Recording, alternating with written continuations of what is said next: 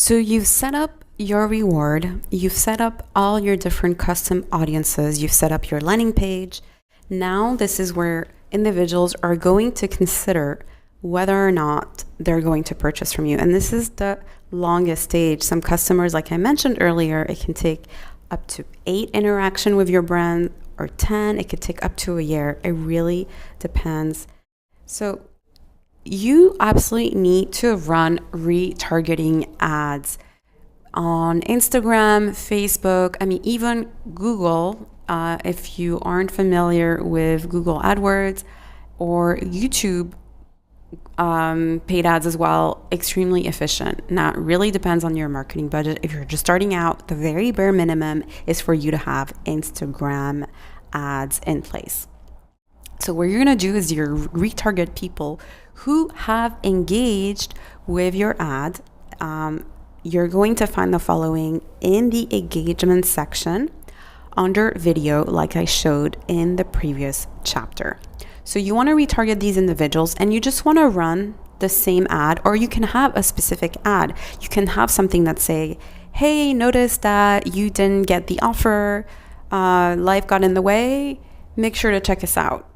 You can be running that for a week, see the performance, and if it's not working, then you try a different campaign. So you can't give up. You have to try different campaigns, which is why it's so important to do research and look at what the competition is already doing. So first thing you want to do is retarget people who have engaged with your ads, who've gone on the landing page and haven't purchased or haven't even gone on the landing page. And you might want to segment these two different audiences as well and run different ads based on what their interaction was, which is why it's important to have all this data set up for you.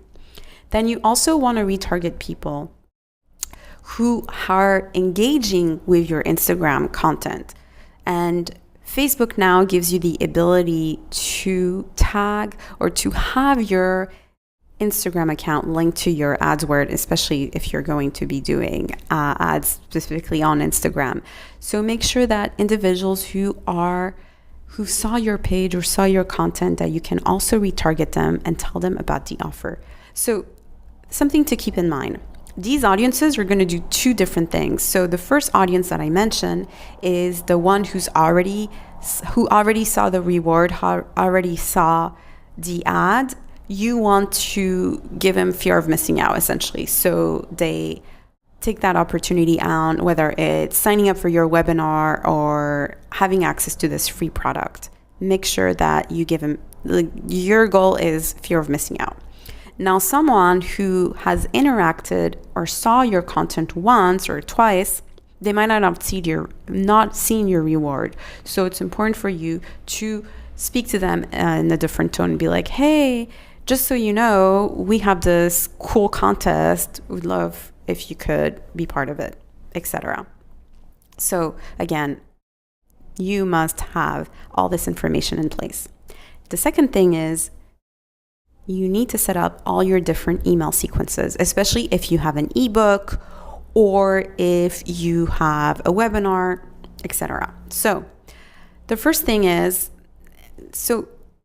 welcome email series. Let's talk about the following. So welcome email series is when someone has opted in. I gave you my email address because I want to have access to this video webinar. The first thing is, here's my email. Well, I get a welcome email and you're like, hey, Luna, thanks for signing up. Here's the link to the ebook. Awesome. I hope you enjoy it. Okay. And a day later, you'll be like, hey, did you enjoy the ebook? Awesome.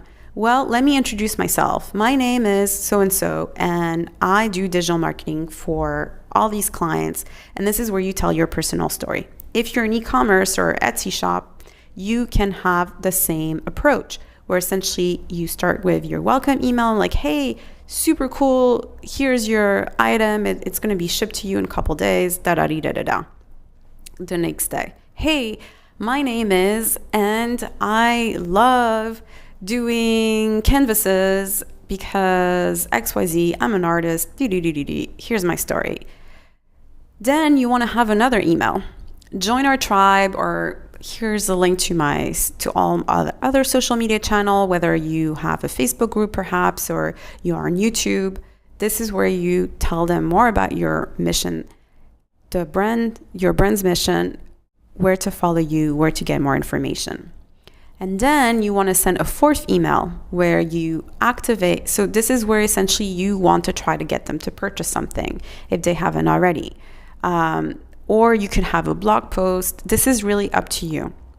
And then finally, discounted offer. So this is just like best practices by all means. You see that I have 1, 2, 3, 4, 5 emails.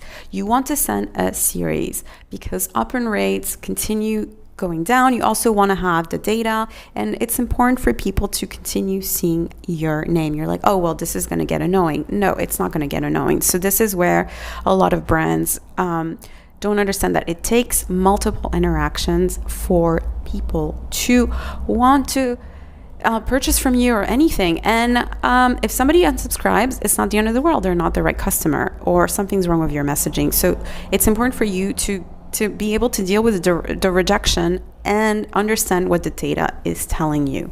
So an app that I mean, if you're just starting out, MailChimp is great, especially if you integrate it with Shopify. You can set up different sequences. There's plenty of other mail subscribers that you can use. I personally love MailChimp, or Klaviyo is another one that I've used as well. Another thing I forgot to mention that's not in here is the fact that you can do abandoned cart emails. If someone hasn't purchased, especially if you're using ClickFunnels has the ability, if you are capturing the email before they press the button and they press the purchase button, then you can send them an email. Shopify does that for you automatically if you sync it up with MailChimp. So abandoned cart emails for anyone who, through the free plus shipping process, did not actually check out. You can also retarget them by all means, but if you have their email address, even better, because then you can continue sending them offer until they purchase. Okay, so the next step is, once you start getting sales, I recommend that you build trust, build credibility by having influencer repost your content.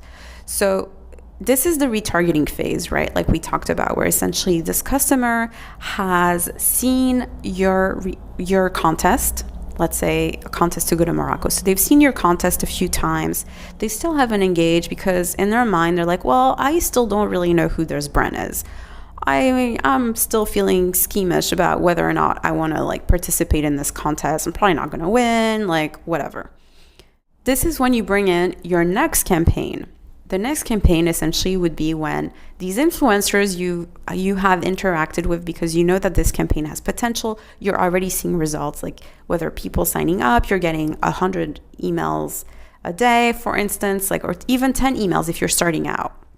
But you're seeing traction, okay? It's really important that you always look at your data and you see traction.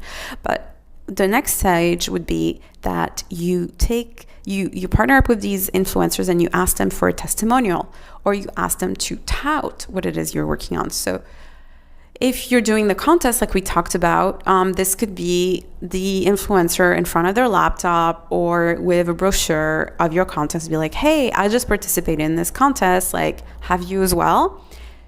Ask them for permission to use their image to create an ad on Instagram and linking that to them. Usually they will be okay with it, because essentially it's kind of a way for you to pay them. That's going to help their network as well.